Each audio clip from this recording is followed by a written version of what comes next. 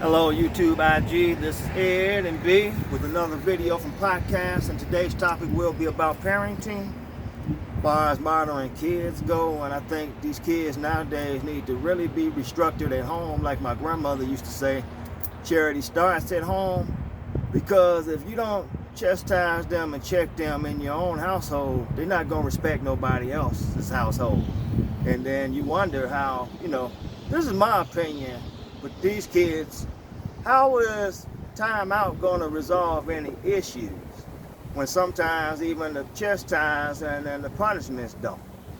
It's explain to me like I'm a 2-year-old, because when y'all took corporal punishment out of the schools, that was a recipe for a disaster, and y'all messed up on that. Then you call the parent, then when the parent come up there, you want to try to control. No, you don't do that. That's not going to work, because if you can control the situations, you wouldn't be calling me up there. I understand teachers aren't babysitters.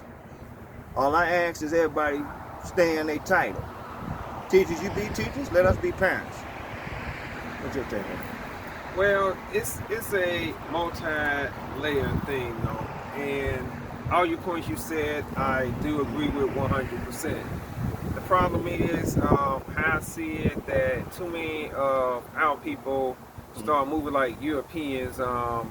When, like you said, we took corporal punishment out of the schools. Right. Okay, we took God out of the home and everything. Right. We took discipline out of the home. We took the man out of the home, and then everyone all wondering why the stuff is equal. Ain't equal, and when it's unbalanced, well, it's a recipe for a disaster. See, women with women's liberation, the third trimester of it and everything. Okay, and look what we got here. And I keep on asking people, just because something looks good and sound good, don't mean it's good for you.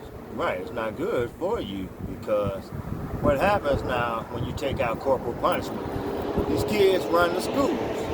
You have toddlers that's out of control, and if you don't get them correct as a toddler, they're going to get you correct as they get old, and then you wonder why the crime rates go up, because you got all these little juvenile delinquents that's turned into menaces to society. But remember, child abuse. But that covers today's topic, and on my end, you have anything? Well, I look at it like this, though. Okay, child abuse is not what a lot of people want to describe it. Me, I look at child abuse as corporal punishment, okay, unnecessarily for every offense. Now, for me, corporal punishment is only when certain circumstances happen. Like, if this is something that could have endangered the child's life, someone else's life, along with my life. Or your livelihood. Right.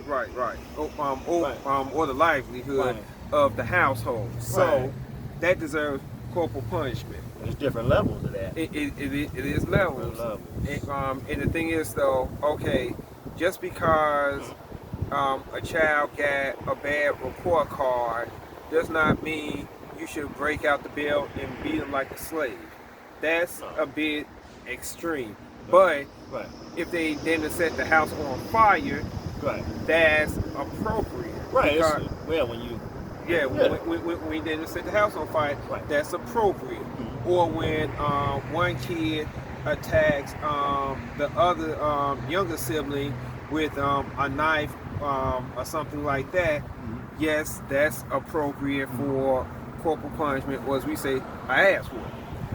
Yeah, that's pretty much how that goes. I feel when it comes to punishing, to chastising or anything with these kids of modern day, you have to balance even how you deal with the circumstances.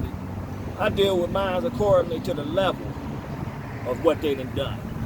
After a while, if repeated violations keep occurring, then yes, I have to take it up a notch. But see, again, I heard this one woman, and she was telling me after I had discussion with a couple other people about that when we had the thing about it takes a village to raise a child.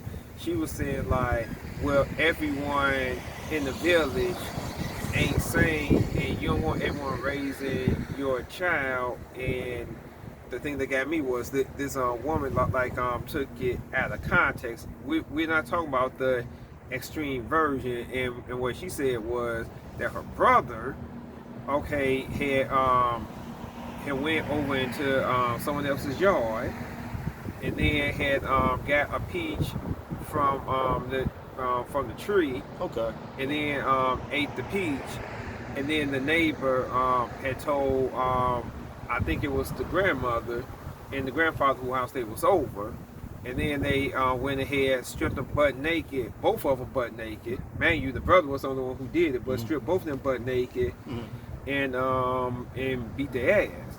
And my thing is, okay, that's was extreme in my and my thing is that wasn't everybody, first of all.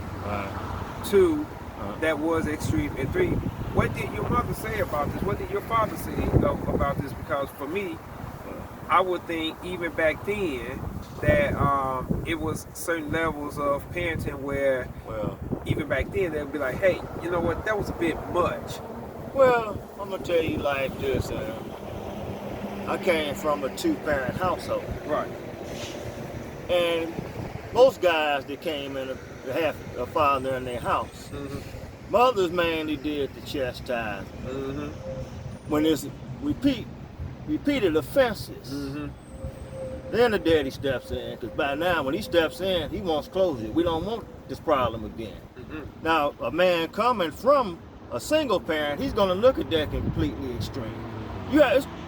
Parenting is based on how you was brought up. It is. Absolutely. And majority of this bad behavior out here is because there's no father figures in the house. Absolutely. And if they got a father figure, he's more like a mother figure. Yeah,